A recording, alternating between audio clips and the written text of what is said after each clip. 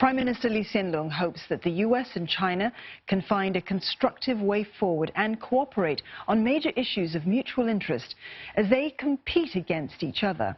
He also says that while it's unrealistic to expect every country to adopt the same cultural values and political systems, there is much that countries can learn from one another. He was speaking in his keynote address at the Shangri-La Dialogue, where US-China relations are expected to take center stage. The three-day security summit sees dozens of defense leaders meet to discuss security challenges in the region. Mr. Lee said that China's growth has shifted the strategic balance and the economic center of gravity of the world. And this new reality is something China and the rest of the world must adapt to. But he said that the United States, as the preeminent power, has the most difficult adjustment to make. He stressed that it's important for both countries to work together and with others to bring the global system up to date and to not upend the system. He said that attitudes on both sides, they have been hardening, but also noted that the powerful domestic pressures they are facing. He said that the situation now is a zero-sum dynamic, which makes it very hard to construct an agreement that is politically acceptable to both. However, it is in both parties' interest to reach such an accommodation.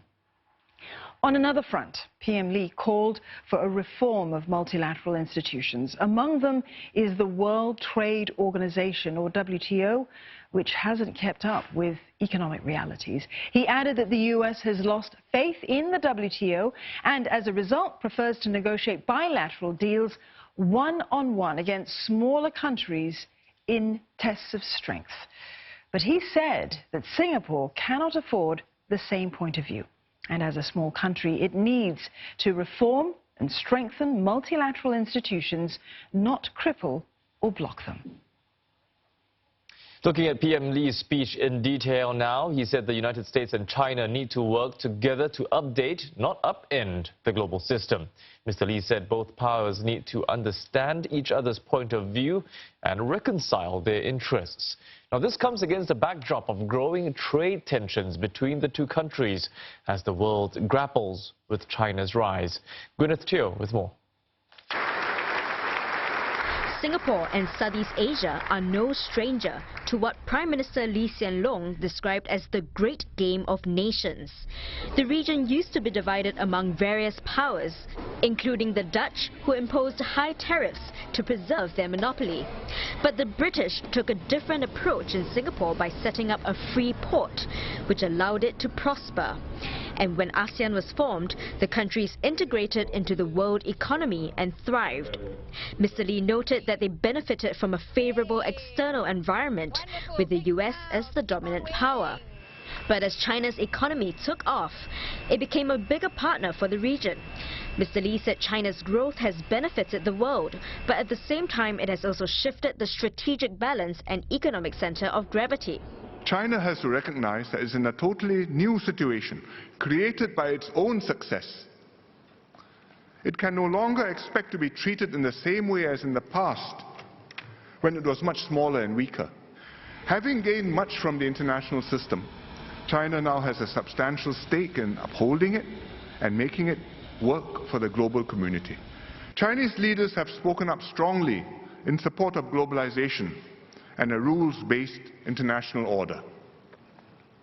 China must now convince other countries, through its actions, that it does not take a transactional and mercantilist approach, but rather an enlightened and inclusive view of its long-term interests. Pointing to the issue of overlapping claims in the South China Sea, Mr. Lee said it's natural that China will want to develop its armed forces to protect its territories and trade routes. But he added that it needs to wield its strength with restraint and legitimacy. It should do so through diplomacy and compromise, rather than force or the threat of force, while giving weight to the core interests and rights of other countries. Then, over time, it will build its reputation as a responsible and benevolent power that need not be feared. Instead, China will be respected as a power that can be relied on to support a stable and peaceful region. In the long term, this will allow China to continue to benefit from a conducive and friendly international environment and enhance its influence and standing in the world. Describing the US-China bilateral relationship as the most important in the world today, Mr. Lee noted that stresses and strains have built up between the two powers, especially in the area of trade. He said it's in China's interest to implement timely changes that bring about greater reciprocity and parity with its trading partners. But the rest of the world must also adjust to a larger role for China and accept that it's neither possible nor wise to prevent its growth. The United States, being the preeminent power, has the most difficult adjustment to make. But however difficult the task, it is well worth the US forging a new understanding that will integrate China's aspirations within the current system of rules and norms. New international rules need to be made in many areas, including trade and intellectual property, cybersecurity, and social media. China will expect a say in this process because it sees the present rules as having been created in the past without its participation. And this is an entirely reasonable expectation. Mr. Lee said China should be encouraged to play constructive roles in supranational institutions, because if it cannot do so, it will create its own alternatives.